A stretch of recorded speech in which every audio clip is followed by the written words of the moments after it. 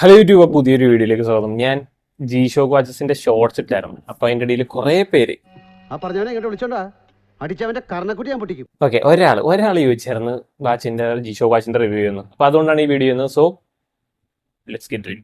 Okay, അപ്പൊ ഞാൻ use ചെയ്യുന്ന ജി ഷോക്ക് വാച്ചസ് മൂന്നെണ്ണമാണ്. 1, 2 ആൻഡ് 3.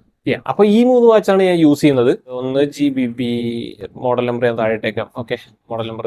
ഓക്കെ, അപ്പൊ ഈ 3 വാച്ചാണ് ഞാൻ യൂസ് ചെയ്യുന്നത്. അതില് ഈ 2 വാച്ചസ് ഇല്ലേ, ഇത് രണ്ടും തമ്മിലുള്ള മെയിൻ ഡിഫറൻസ് എന്താണെന്ന് വെച്ചാൽ നിങ്ങൾ ഈ കാണുന്ന പോലെ തന്നെ ഈ കേസ് തന്നെയാണ്. വേറെ ഒരു ഡിഫറൻസും ഇത് രണ്ടും തമ്മിലില്ല.